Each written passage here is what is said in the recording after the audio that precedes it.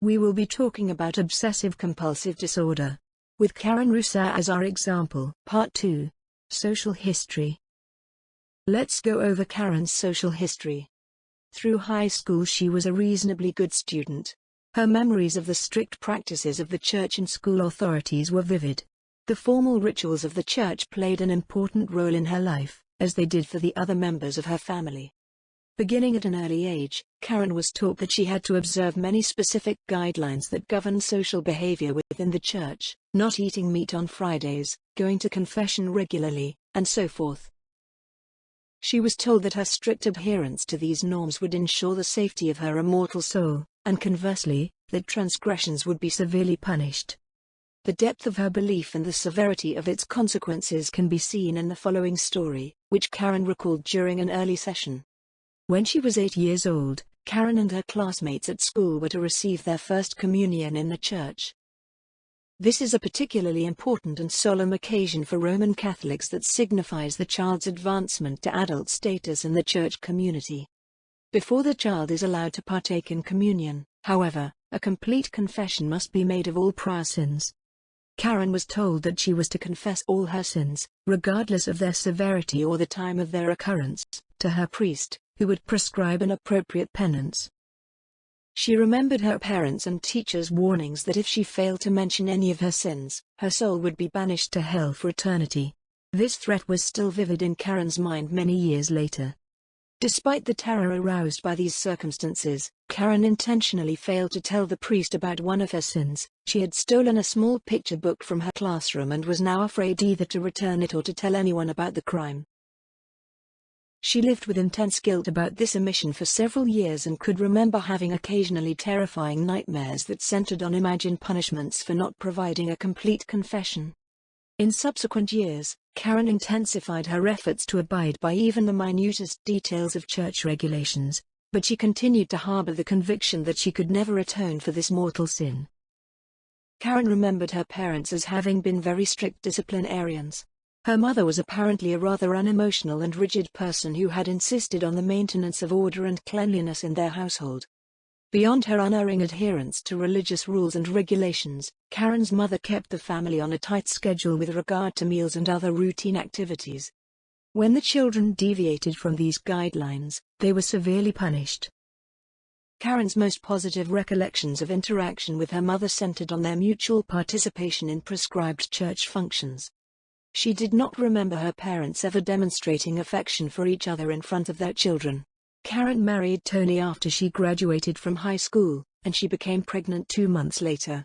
During this pregnancy, she witnessed an unfortunate accident at her neighbor's apartment. While Karen was chatting with her friend, the woman's infant daughter crawled off the porch and was run over by another child riding a bicycle. The girl was seriously injured and remained in the hospital for several weeks. Shortly after this accident, Karen began experiencing repetitive, intrusive thoughts about injuring herself. At unpredictable but frequent intervals throughout the day, she would find herself thinking about jumping out of windows, walking in front of cars, and other similar dangerous behaviors. These thoughts were, of course, frightening to her, but she could not prevent their occurrence. When one of the thoughts did come into her mind, she attempted to get rid of it by quickly repeating a short prayer that she had learned as a child and then asking God for forgiveness for having entertained such a sinful impulse. This procedure was moderately successful as a temporary source of distraction, but it did not prevent the reappearance of a similar, intrusive thought several hours later. These thoughts of self-injury occurred less frequently and seemed less troublesome after the birth of her first child, Jennifer, perhaps because Karen was soon preoccupied with all the responsibilities of caring for the baby. During this same time, Karen began to be disillusioned with the church. Her distress centered on a number of reforms that had been introduced by Pope John XXIII and the Ecumenical Council. The Mass, for example, was no longer said in Latin. Non-clerical persons were allowed to administer various rites of the church. Church members were no longer admonished to give up meat on Fridays, and other rituals were modified or completely eliminated. Most people found these changes refreshing, but Karen was horrified. The church's rituals have come to play a central role in her life. In emphasizing the importance of traditional rituals, the church was depriving Karen of her principal means of controlling her own destiny. She was extremely uncomfortable with these new practices and eventually stopped going to church altogether. When Jennifer was 9 months old, Karen once again became pregnant. She and Tony decided to move to the suburbs, where they would be able to afford a house with a yard in which the children could play. Although she was proud of their new home, Karen began to feel depressed during this period because she missed her old friends. Karen's situation showed little change throughout the next few years. By the time she was 25 years old, she had 4 children. She found this responsibility overwhelming and was generally unhappy most of the time. Her relationship with Tony had essentially reached a stalemate. They were not satisfied with their marriage, but they agreed to stay together for the children. Although they did not fight with each other openly, a sense of covert tension and estrangement pervaded their relationship. Tony refused to participate in what he considered unnecessarily rigid and complicated household regulations, particularly those dealing with the children's behavior.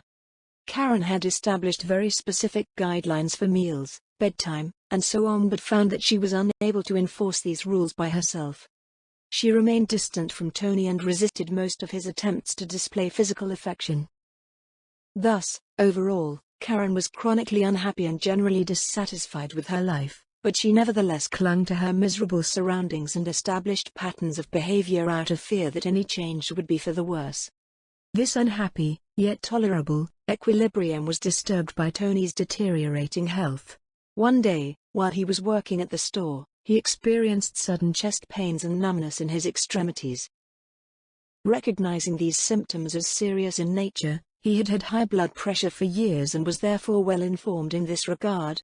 Tony asked a friend to drive him to the hospital. His experience was diagnosed as a mild heart attack. Further testing revealed serious structural abnormalities in his heart. He was eventually discharged from the hospital, given a complete medical disability, and laid off from his job. Karen became more and more depressed after Tony began staying home during the day.